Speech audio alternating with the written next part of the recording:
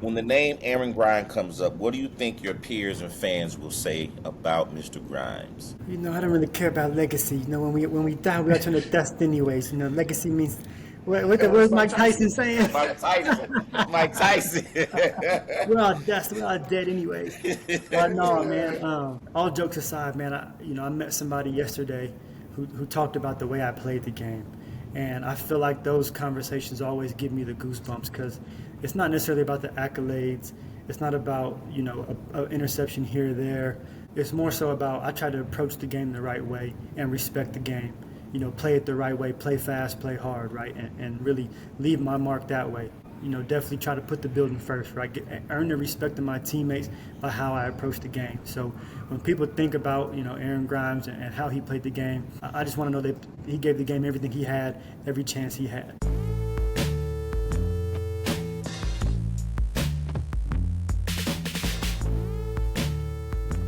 Welcome to Dreams Podcast. Hope everyone is doing well today. Man, great to see my co-host. We've been out of commission for about a week or two, so just been rambling and running. So, man, I want to say hello to my co-host, Scott Cloven. What's happening, Doc? How you doing, sir? Good to be back. Good. Man, we have a Yeah. special guest today. We have our special guest, Mr. Aaron Grimes. Mr. Aaron Grimes, how you doing today, sir? I'm doing blessed, man. No complaints on my side. Absolutely.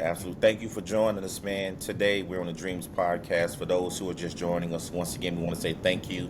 We're growing and going, guys. As we mentioned, things are really happening for Dreams Podcast. We've transitioned into some things. We'll let you guys in on that a little later. But as of right now, Dreams Podcast stands for discipline, respect, education, accountability, maturation, and success. Through that is Dreams Podcast from locker room to reality. So today we're just gonna jump into it with Mr. Grimes. Mr. Grimes being from Seattle, Washington, had an illustrious career. We're here to talk about it, here to be, excited, but also to learn. So from me to you, Mr. Grimes, Scott Cloman, you have something you want to share? Yeah, I mean, first of all, I want to thank our subscribers. Well over 5,000 subscribers. Over 5,400 to be exact, in just over 4 months' time. And I just want to encourage everyone to continue to, go watch, subscribe, and share. And we just want to say thank you guys for that. And before we get started, I just gotta ask, Aaron. Please tell me you have a like a Head and Shoulders deal or something, or your agent did when you was playing. Please, just tell me, because your hair is beautiful. You gotta know. That's what it was. I gotta reach out to Troy Polamalu or something to see who he went through, but maybe I can get something that's better than 2-in-1. I don't like the 2-in-1 Yeah, option for my. I need my shampoo and my conditioner separate. I hear you. I hear you. But we gotta, hey, we have to work on that, man. We gonna our former agent actually, he'll be coming on the show. I don't know, in a few weeks at some point. But yeah, we're gonna try to work on something, man. With you, get you. It's only right when your hair look that good. Absolutely. Talk to me. Talk to me. Something's got to distract you guys from this forehead I got. So I like to have my hair out the back to keep It's it all up. right, You man. know what I'm It's all saying? right. Solid. But yeah, yeah, no, definitely, man. But no, first of all, like again, like Jackie stated, man, thank you for giving us your time. I always say that's the greatest asset and most important commodity is time. And for you to give us your time, we're extremely grateful. Um, and so, man, we're going to get into it, man. First of all, congratulations on an amazing professional football career. We want to give you your flowers. You did it the right way. Always were prepared, and you came to the party each and every week.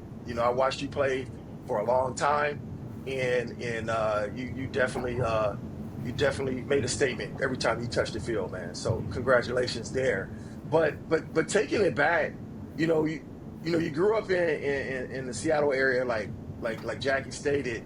I want to just talk about your childhood a bit, and what does the names Monique and Carl mean to you?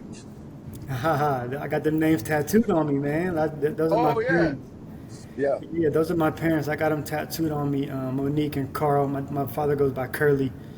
Um, he got one of his eyebrows that curled right here at the end, and so his grandma gave him that nickname as a child. So um, they mean everything to me, man. Like you said, born and raised in Seattle, Washington. I was very fortunate Out of my best friend group, there was four of us. I mean, there's a lot of us, right? But the ones I still rock with every single day, I was actually the only one who grew up in the house with both of his parents in it. So I consider myself lucky, very fortunate for my mom and dad. My dad was the youngest of 10. He grew up without a father, and still, so without anybody showing him how to do it, with the help of my mother, he was always there for us, my first sports coach, and they still support me to this day. So I couldn't say enough good things about my parents. Yeah, that's awesome, man. That's awesome. I mean, it's definitely, I, I have to echo that, growing up with, both my parents in the household, and it took both of them. You see what I'm saying? And so I'm definitely very, very fortunate because it's like, your mother is that person you go to for comfort. Your dad is there for that when that discipline needs to be instilled. And I tell you, there was many things I would have did if my dad went in the household, because I was like, my dad gonna kill me if I get caught. If I get Right. caught. So I definitely, man, that's awesome that your both parents were there, and it just speaks volume of it's kind of a thing, an issue, I guess, that how many, like you said, out of your core friend group, you were the only one to Yeah. have. So it just lets you know how fortunate you were, for sure. I appreciate that. Absolutely, man. Like you said, that is exactly what my parents were. My mom was the comfort, she was the consistency. And my parents leaned a lot on each other as we were growing up. I got two older brothers and a younger sister. So, it was a lot of zone defense being played, so to speak, with Mhm. two parents and four kids. My grandmother was in the house for most of my childhood as well. And then my dad was that discipline, right? He was my coach, and I always tell people, like, he was my first coach, but it wasn't like, oh, my son gets to play because I'm the coach. It was like, no, my son's going to be the example. So when people are Yep. getting out of line, I know I can get on my son because he got to come home with me. But I'm going to set Yep. the tone with him, and everybody else is going to follow that standard. So I come from a lot of structure, actually, which is something that I've found. Those are the kind of coaches I've gravitated to throughout my career, is the ones who bring Mhm. structure, because they remind me Yep. of my upbringing. Yeah. Definitely. Definitely, man. Yeah, man. I'll let Jackie chime in a little bit Yeah, and man. give his expertise. Man, I enjoy a good talk, man. I enjoy a good talk, So for me, man, congratulations, like I said in the beginning statement, and then, even in the statement that you just made, because I myself, I'm a single parent household. You Hmm. see what I'm saying? And so, to your point, I gravitated to men who were disciplinarian, who were structured, who did it the right way. So congratulations on that, man, and being able to identify it early, and because that extended your career for the years that you played. So I appreciate you sharing that. But my Thank you. my question is basically, after having a well decorated, professional football career, your Grey Cup champion, CFL West All Star, CFL All Star, you tore your ACL 2 years in a row.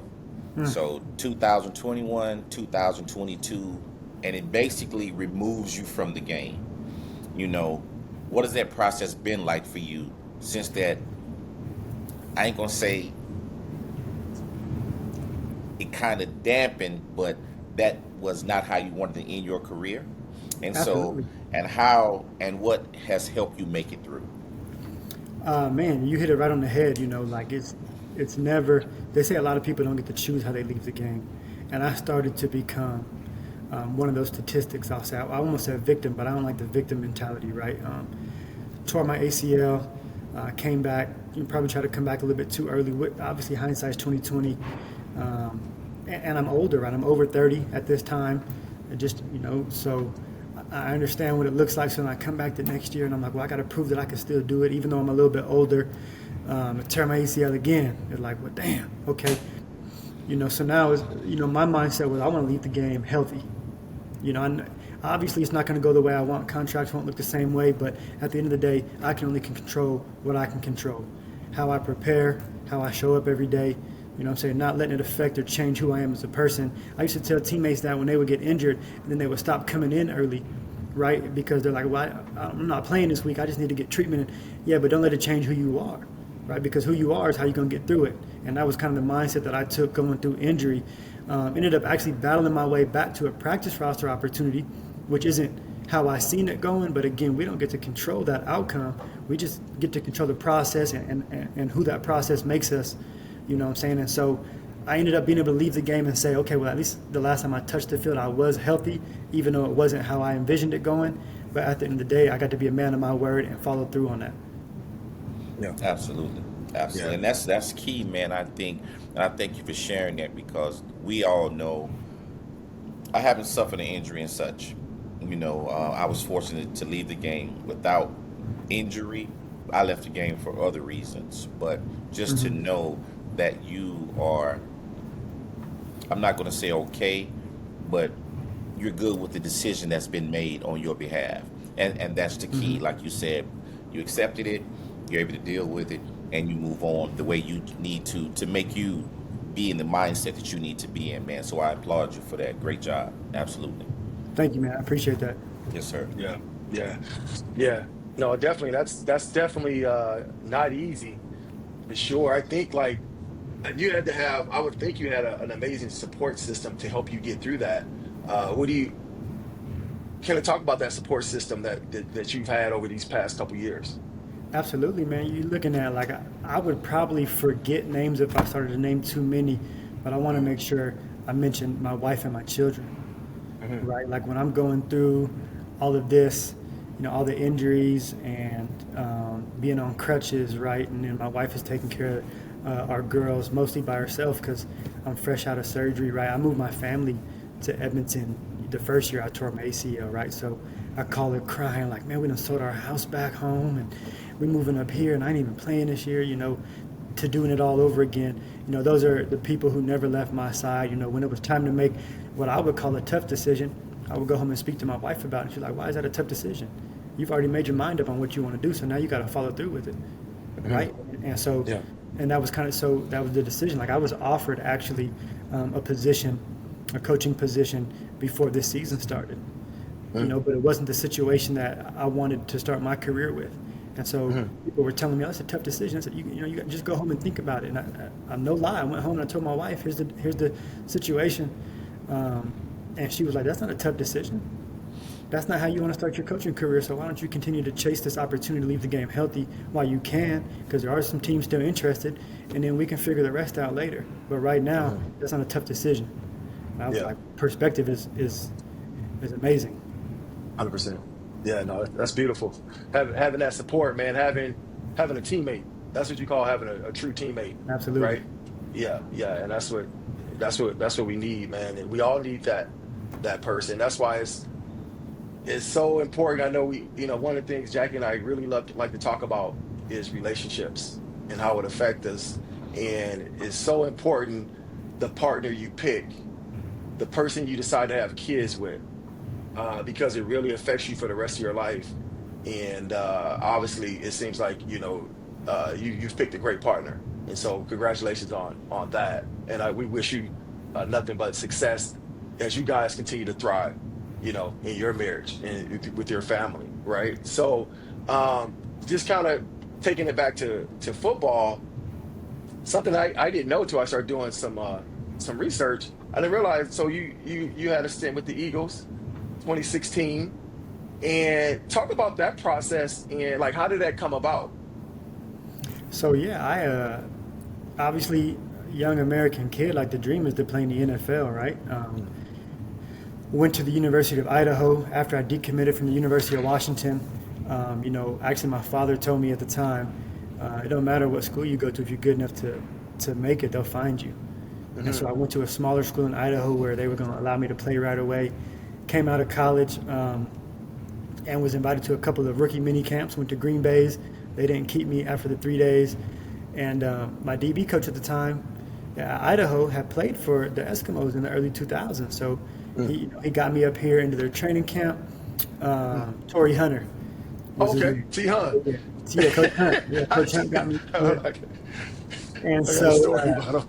he and so then I played. I signed a 3-year contract here. Because at the time you could sign a 2-year deal and get a little bit less money, or a 3-year deal get a little bit more money. So I signed a 3-year deal because I had my first daughter on the way, and I want to make sure she was taken care of.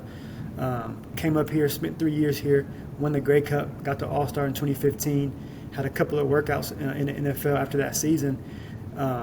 And it wasn't until February that the Eagles called to work me out, and they called that perfect timing because I was starting to stress, right? These CFL teams, they were in free agency, so my phone was going crazy. Everybody trying to figure out what I'm going to do. The Eagles bring me in for a workout. In my mind, I crushed it. Was the only DB there. They made me do one-on-ones with the receivers, and that was one of the reasons that they signed me. They were like, yeah, you did a good job in your workout, but the mentality of, okay, I'll do these one-on-ones by myself as well. We want people like that around. So they offered me a contract with no signing bonus. But I was like, I'll be a fool if I don't take it because this is the opportunity I've been waiting for my whole life. Yeah. Signed the contract, and, it ended up working out for a little bit there for me. Yeah. That's awesome, man. Nothing like getting that, going to the show. And I still got that contract in my basement. Yeah, no, man. I still have mine framed too, man. I got my first one framed, man. But I remember, so a guy I played with in Washington with the Redskins, now the Commanders, Pat Woodcock. He played for Pat played for Montreal and Ottawa. You remember him, Jack? Yeah. Wide I never receiver. forget watching this game, and I can't remember what year it was. I think I was in the States, and Pat Woodcock was running a dig, and Torrey Hunter blew him up. I'm talking about, and Across the middle. he started coughing up Stop blood calling blood. instantly. I remember that. And Yeah. he stood over him and did like he blew him up, stood and did like this, and he just started throwing up blood instantly. I was like, oh my God, I'll never forget that, man. Yeah, Who, it was how quite a Pat hit. started throwing up blood? The Pat Woodcock, yeah, Yeah, he Torrey popped Hunter him. hit him. He popped him. He called him. I'm going to call Coach Hunt on the way home and make him feel good about himself on this lovely Monday. Tell him Jackie Mitchell said hello. I got you. Yeah, yeah. That's solid, man. That's solid. Yeah, but here's this just to kind of elaborate a bit on that. I saw you were on the practice squad, which is a great feat. I always tell people when people, some people who don't know about professional football, they make it out to be like a small deal or something. They don't realize just to get in training camp, you're the 1%, just to get an opportunity, right? And just to make the practice squad, because with no signing bonus, they have nothing invested in you. No. So that means you ball. That means you play lights out just to make the practice squad. But then you get an opportunity to play to get on the 53-man roster, which is a huge feat.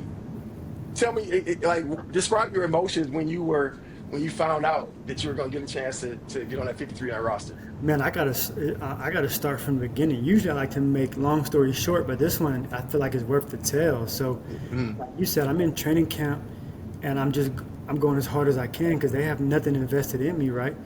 But I know in Edmonton, Ed Hervey was the GM at the time, and he let me know no matter what happens down there, you always got a home here. So I'm like, F it, I got nothing to lose now, right? I'm in training camp, working my butt off. I can start seeing myself go up the depth chart based on special teams. Like, y'all know how it goes. In the league as a rookie, if you get on special teams, you're like, okay, I might crack the roster. We get into the second preseason game in Pittsburgh, and I get an interception in the back of the end zone. And I land on my shoulder. I get up, I'm talking crap to the crowd. I get back to the sideline, I'm like, yo, the highest of the high of my football career to the lowest of the low. I'm like, man, something wrong with my shoulder. So I ended up separating my AC joint on that play. Finished the rest of that half. As you guys know, it's a ruthless game. Like, if you're injured, you can't help us. But here's what we're going to do. We feel like you've played well enough to where we're going to send you home with an injury settlement. And then after that injury settlement is up and your shoulder's healthy, we're going to bring you back. All I could do is trust them, right? Plus, the injury settlement was more money than I had ever seen, right? So I go home, and sure enough, man, I think week 7 came around. They called my agent, hey, we're going to bring Grymes back. So they was a man of their word. So shout out to Howie Roseman and the Philadelphia Eagles for bringing me back. Like you said, I spent 2 weeks on the practice roster, and I was practicing pretty well. I got activated against the Atlanta Falcons. My first game, it was in Philadelphia. It was unreal, man. I remember calling my wife. She was just my girlfriend at the time, and she was back home with our daughter. We only had one. I was like, I'm playing this weekend. I'm buying tickets to get you guys out here. Man, it was my wife and my 11-year-old's first NFL game ever, and I was playing in that joint, man. It was a rush of emotions. I wish I would have played better, but it still happened. That's awesome, man. That's awesome. Yeah, no, that's man, to be able to accomplish that It's just like I tell people, and that's where it makes it tough to adjust to real life. When you experience something like that type of euphoria, we always joke around, Jackie. We joked around a couple of times, but when that national anthem come on, right? Like where else you can get that feeling, man? Nowhere. Where it's tough, man. It's tough to make that adjustment, man. So yeah, yeah, man. Well, go Yeah, ahead, man. Jackie. Go ahead. Yeah, yeah. Aaron, I know exactly what you mean by that because, I was fortunate. My two older ones got to see me play. And it's nothing like it looking up in that stand, seeing them little faces, seeing, so man, congratulations on that for those memories. But also, that's something that, your wife, your daughter, you like, yeah, I seen my daddy. That's my daddy. You know what I'm saying? Yeah, So yeah, yeah. those are proud moments right there, man. I think that speaks even more, like you said, it's the feat of the work, but it's the sweet victory of seeing them up in them stands, man. So congratulations on that, man, for real. Appreciate you. And so you owe this to Scott now, because Scott does all the research. So in doing this last year, you posted on Instagram 7 years and counting for you and your wife. You said happy anniversary, wife, best friend, love. What does your wife mean to you? And what advice would you give any young professional athlete considering getting married while playing? I think for me, like a wife is like a true partnership, right? Somebody that you can go through those ups and downs with, but you guys are going to remain solid with each other. Somebody who's going to support you, because as we know, man, this life it's a crazy, hectic life. There's no real schedule. There's no sick leave. There's no vacation during the season. You got to plan everything around the football season. When we got married, it was planned around the football season, right? It had to be in the off season. So it wasn't like no good summer months. It was April. We just risked if it was going to rain or not, But having somebody who understands that passion and that drive you have for it and supports you and pushes you in that direction, right? They understand, they understand how much it means to you. And I met my wife when I was in college, so we always joke about how until now she's always known me as a football player and has always known us as having football season, to the point where when we talked about coaching, I said the schedule's even more hectic. And she said, yeah, but it would feel weird if we went into football season and we weren't preparing for it. Right? So to me, it's that true partnership. It's that true friendship, you know what I'm saying, where obviously everything's not going to be peaches and cream, you know what I'm saying? Everything's going to be, sunshine and rainbows. There's going to be some tough times. But if you want it, much like making it to the NFL or making it back through injury, if you want it that bad, you're going to make it happen. You're going to make it work. You know what I'm saying? So for me, it's finding that person that's going to support you, not drain you of your energy, your resources, your finances, somebody who wants to support and uplift and make it even better for you. Definitely. Yeah. One thing that's beautiful, man. Uh, Jackie and I was having a discussion a few weeks back. We saw something. It's like either, you either have a teammate or a competitor, because you get in some people in the relationships and your spouse is trying to compete with you. Because when you're dating someone like you, like yourself, someone like a Jackie Mitchell, that comes with attention. Yeah, It is what it is, right? You're a professional athlete. It comes with attention, but at the end of the day, that's still my partner. That's my teammate, right, right? And then I think sometimes you'll have certain spouses that, for whatever reason, try to compete with you for that attention, right, which they'll never win. And so right. obviously can cause some conflict. So it's very, very Agreed. important to have that teammate, man. But talk a little bit about I know we were talking a little bit off camera in terms of what you're doing now with the Edmonton Elks. Can you kind of enlighten the people on what you got going on with the Elks right now currently?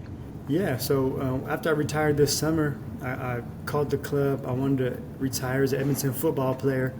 They gave me that opportunity to do so, and then they offered me the opportunity to be a defensive assistant and a community ambassador. So I got to help out, get my feet wet in the coaching world, but also the community ambassador side of it, which is important to me because I moved my family to Edmonton. I'm American, my wife is American. We moved here for these kind of opportunities off the field as well. There's plenty of coaching jobs throughout the world, but nowhere where you can really, be able to call home like we have here. And the city of Edmonton has not only embraced me, but like you guys just talked about, they embraced my wife as well.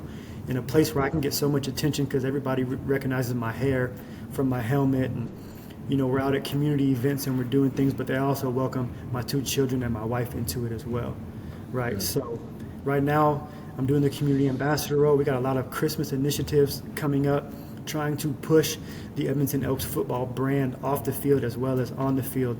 So when we get out there, we're making sure we represent the club well in the community, because at the end of the day, the community spends their hard-earned money to come support us. And without that hard-earned money, we don't have any jobs. So how can we get out here and let them know that they're valued, just like they let us know we're valued on game day, and I want to touch back on the wife situation. Like yesterday, Strathcona Christmas Bureau, I'm in Sherwood Park for 3 hours. Who's with me? My wife and my kids, right? Because this is about us. You know what I'm saying? Football, family, it's about us. It's not just me. So how can I get my family involved with all of the things that I get to enjoy? Let's all enjoy the fruits of this labor, because it's really, That's what it's about, man. That's what it's Yeah. about. That's really what it's about. And I really appreciate, the partnership. I appreciate the support, but, and Scott, you make it seem like you chop liver, but I mean, you just said, you was like, you and Aaron, Jackie Mitchell get attention. Like, come on, man, throw yourself in there too. You know what I'm saying? he be out there with the muscles out, bro. I know damn it, well, man. You Come know what on I'm now. saying? Biceps and cut off shirts and short shorts. You know what I'm saying? So cut it out, man. Stop Baby it. oiled up. Well, at least Aaron knows, so I ain't have to say it. That's solid though, man. I tell you, this guy's something else. Just don't make no sense. That's funny. That's funny, Eric, because we had a guy on Pat Johnson. He played. He's from California. Originally played 9 seasons in the NFL. Came up here for a short stint. He won a Super Bowl with the Ravens in 2000, and we played together in Washington with the Redskins. And he talked about how he used to come out there, on up, baby, on up. And then you said the same. That's funny. Everybody know your baby oil story, Doc. No Diddy, but everybody know your baby oil story. No Diddy. That's solid. That's solid. Man, hey, but here again, like, so I'm gonna get into just really briefly your college situation. So you committed to University of Washington, which is one of my favorite universities growing up, because I grew up in Compton, California. So a lot of guys from California would go to University of Washington, and so and obviously you say you decommit, go to Idaho, which is very, very brave. But like your dad said, if you're good enough, they'll find you. Obviously, the situation was because you wanted to play right away. Right. And right now, talk about making an adjustment, like from Seattle to Moscow, Idaho. Like, what was that like? Man, it was a culture shock. Yeah. It was a culture shock. But at the end of the day, I was committed to the University of Washington as a hometown kid.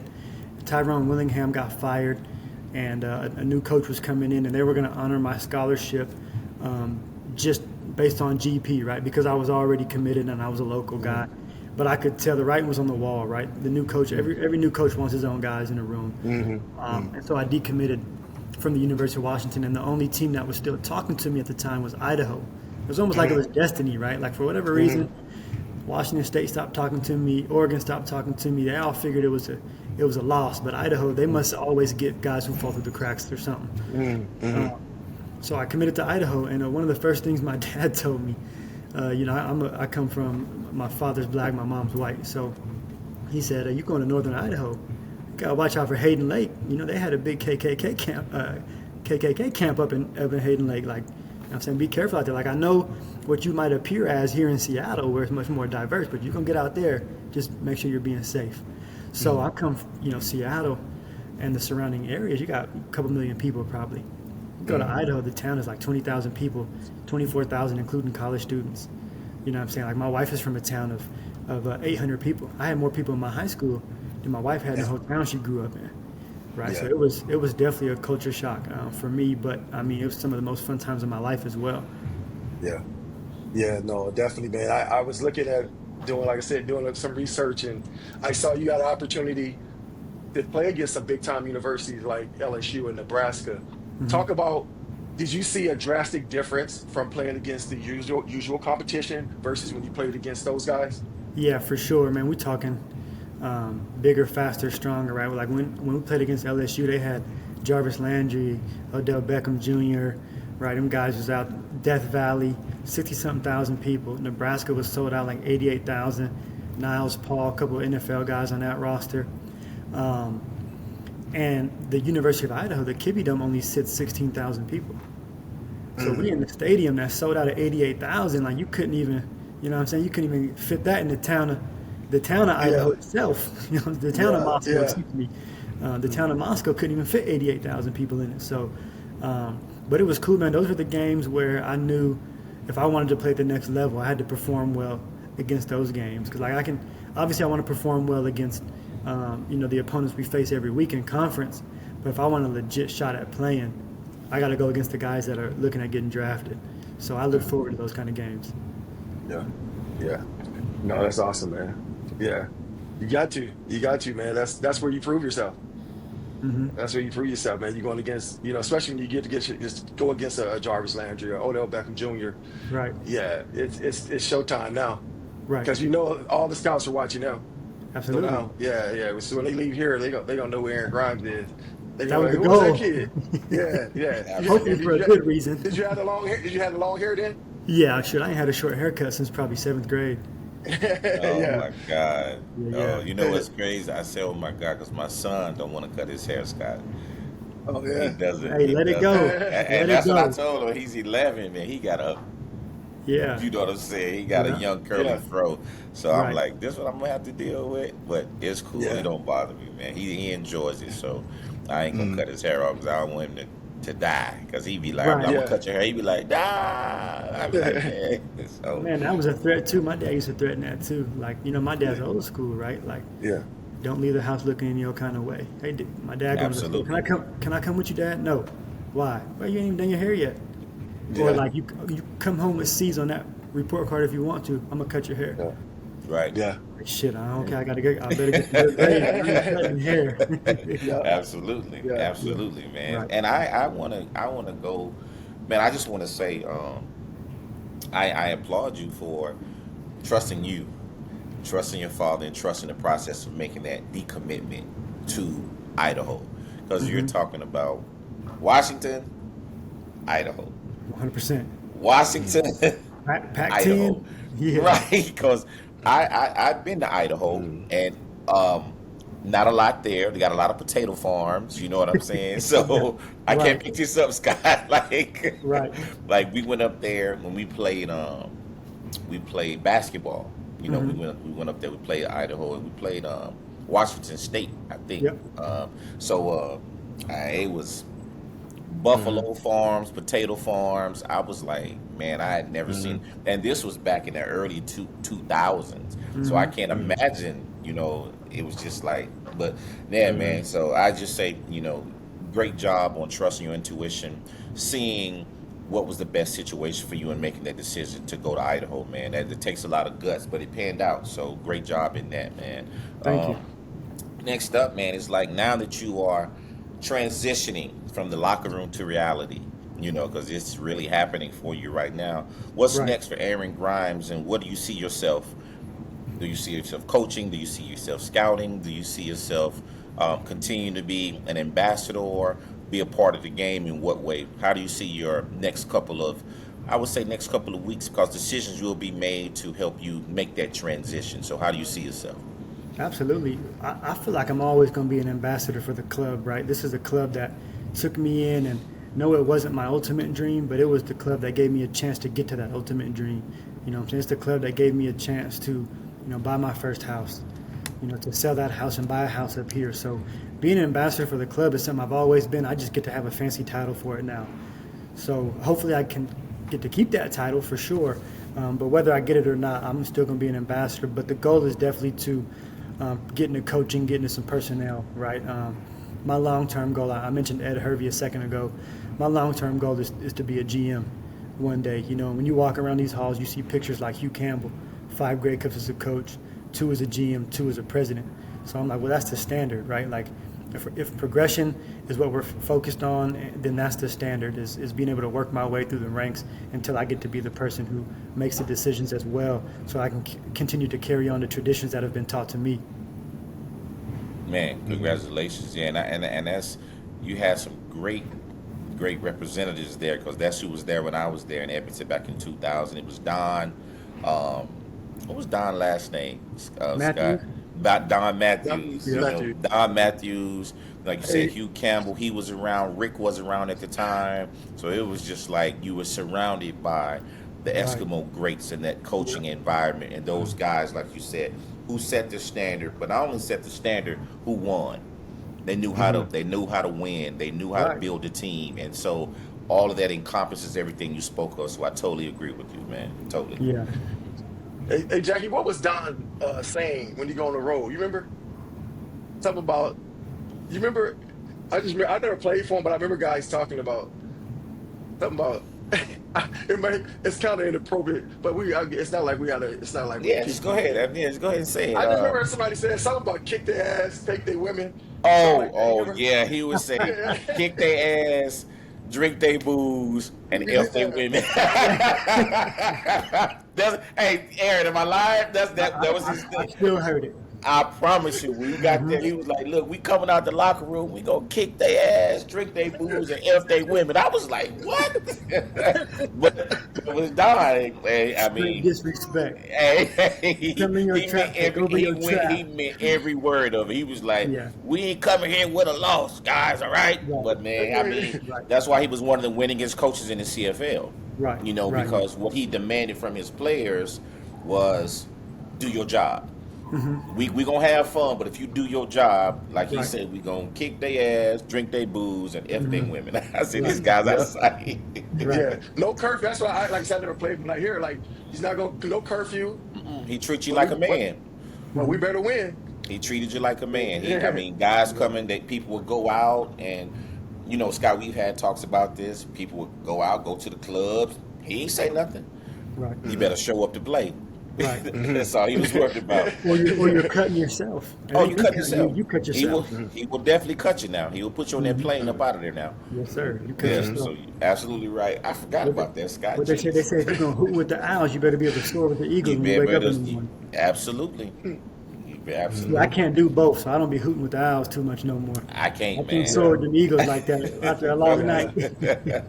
I wasn't good at that. I just couldn't do it.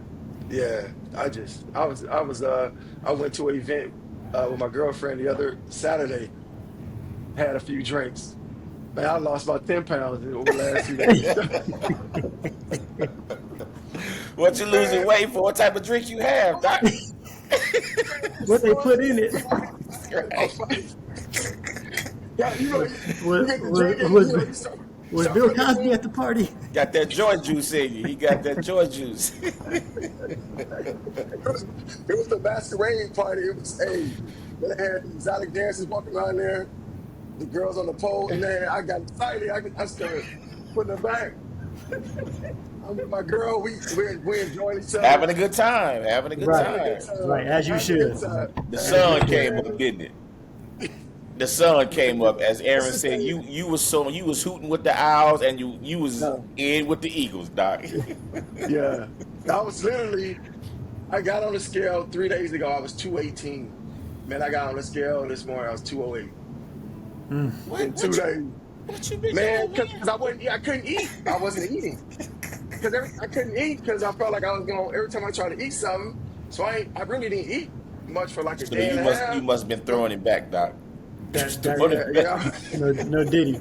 That liquor got to him. You got it. Yeah. That liquid courage, man. That So, liquor Yeah. courage. did you have a good time? I did. That's all That's that all that matters. matters. That's all that Yeah. matters. Make you some memories, man. Have a good time. I mean, that's what Right. it's about, man. That's what So, life is about. absolutely, man. So, for you, Aaron, you played 11 seasons of professional football. When the name Aaron Grymes comes up, what do you think your peers and fans will say about Mr. Grymes? I don't really care about legacy. When we die, we are to the dust anyways. Legacy means Where's Mike Mike Tyson. Tyson saying? Mike Tyson. Mike Tyson. We're all dead anyways. But no, man. All jokes aside, man. I met somebody yesterday who talked about the way I played the game, and I feel like those conversations always give me the goosebumps because it's not necessarily about the accolades. It's not about a interception here or there. It's more so about I try to approach the game the right way and respect the game. Play it the right way, play fast, play hard, right, and really leave my mark that way. Definitely try to put the building first, right? Earn the respect of my teammates by how I approach the game. So when people think about Aaron Grymes and how he played the game, I just want to know that he gave the game everything he had, every chance he had. He was going to fly around, he was going to find the football one way or another, and he was going to play with that chip on his shoulder, because to me that's what playing for the green and gold meant, right? This is a blue-collar town type place. People, they earn their money the hard way, and that's the way I try to approach the game for the fans as well. As I'm gonna go out here and earn my check the hard way. That's awesome, man. And final question, man, and Jackie will wrap this thing up. But before I get to my final question, you had a stint in BC with the Lions. Yeah. Talk about that experience and how did that go for you? I ended up going over to BC. Ed Hervey obviously was there. He's the guy who brought me in the game. He taught me a lot about the CFL. Some things were starting to look a little bit shaky here in Edmonton. And so I figured at that point in my career, it was a time where either, I still had a chance to make an opportunity or to take an opportunity elsewhere. And because it was a guy that I trusted with my career, I decided to make that opportunity. For the year, we were a pretty bad football team that year. I'm not going to sugarcoat that. But I wouldn't have known how much Edmonton meant to me without making that decision. You know what I'm saying? After that season, we were a bad football team. I ended up tearing my ACL, and I told myself, for a situation like this, I'd rather be in Edmonton. I'd rather be somewhere where it means a little bit more to me to try to turn things around. And I couldn't get back to Edmonton fast enough. You know what I mean? Hindsight awesome. being 20, like perspective, right? It was cool because it taught me how much this city meant to me and this organization meant to me. And I needed to make that decision to really figure that out. Yeah. Yeah. You know what? People ask me all the time. They say, people say, where are you from? I say, I'm from LA, Compton, California, or whatever. And they like, what are you doing in Edmonton? Like and I think people that are from Edmonton, a lot of people take it for granted. Yeah. And I say, man, Edmonton it's a good place, man. I said, hey, number one, I'm safe. I don't have to worry about getting robbed every, Right. and getting shot. I can walk down the street. We have beautiful festivals you can go to. Every major concert come through here, right? I mean, there's so many beautiful things about the city. And I tell people, I say, if you actually just Google what's going on this weekend in Edmonton, there's so many different things that you can do, and it's been good to me. And I tell people, when it gets cold, just go fly to Mexico or something. Go to, or I'll go to LA for a week. Right. Yeah. So You got to make it out of January. 100%. Once we make it out of here, we home free. You're good. Yeah. But no, man. As we wrap it up, one thing we typically ask our guests, is this question: if you can have a conversation with 22-year-old Aaron Grymes, what advice would you give him? What does that conversation look like? I would tell myself, make sure you surround yourself with people that you see yourself in, right? Don't surround yourself with people who aren't going to be here for very long. You go latch on to one of those vets who has done things the right way, who's represented themselves as a pro, and you go latch on to somebody like that. Because if that's how you see your career going, then those are the kind of people you need to learn from, right? And that's the kind of stuff I didn't tell myself at 22, but now I get to tell 22-year-old athletes, right? Oh, well, why did so-and-so get to do X? It don't matter what so-and-so does. His time here is going to be short-lived, right? How about you follow in the foot tracks of the guy who's been here for 10 years or the guy who's now given himself an opportunity off the field? Because these careers are very short. Whether you play 2 years or 10 years, you're going to need to find a job when you get done. And how do you want to be remembered? Are you a professional that can be hired in the workplace? Because the most coachable athletes are the most employable adults when they get done playing the game. So go and follow somebody that you see yourself in, or you can go follow the person who's doing things the wrong way, and then you're gonna complain when you get sent home, and now you have no opportunities when you get done. Yeah, that's awesome, and that's awesome advice that you would give your younger self. And that's awesome advice that some young athletes that are coming up. And one of my favorite nuggets that was told to me that I've given to a lot of young athletes coming up. There's two type of athletes: lifestyle athletes and professionals. And lifestyle athletes don't last. Right. So you got to make sure you keep the main thing the main thing. Yes. And it's okay to go out and have fun, but remember why you're getting that attention. You're getting all these things that you're receiving. You're getting them because you're good at football. Right. Not because you're cute. Right. Because you're good at football. Right. And yeah, no, man. And that's where, Jackie and I love this platform to bring amazing guys like you on to here again pass on that type of knowledge that people can have a listen, and here again take heed to someone who's been there and done that, right? So we want to thank you, man, for coming on. It was an amazing episode, like I knew it would be. Anytime you get three guys like ourselves on together, it's like you meet guys who play football, have been in a locker room, and you just instantly connect. You have an amazing story, a lot of trial and error, but at the end of the day, you always kept fighting, and you did things the right way, man. So once Shout out to again, my man, parents, congratulations. Shout out to my parents. Yeah, definitely, man. So we'll let Jackie wrap us up here. No, man, Aaron, I just want to say thank you, man. I want to say thank you for your time, but I also want to congratulate you on the transition. I want to congratulate you on a great career. I want to congratulate you on your retirement. I want to congratulate you for being in the position now where your two daughters can actually see daddy work as an ambassador or whatever your choices will be from this point forward, because there's a lot of memories still to be made. It's a lot of time still, meant to be spent. And the greatest thing about it, man, is for I can see you're healthy. You see what I'm saying? Right. And being healthy, that extends so much further, man. So Yes, sir. I really appreciate your comment. A coachable athlete is an employable person. Like, a lot of people don't understand that, because if you can't listen on the field, and you say Patrick said this, I think you said it's a high-paying temp job. That's what football is. Yeah. It's a high-paying temp job. And man, when he said that really, I'm like, wow, he's telling the truth. So to be able to play the years you played, to make the mark that you've made, to do the things that you've done, man, I applaud you tenfold.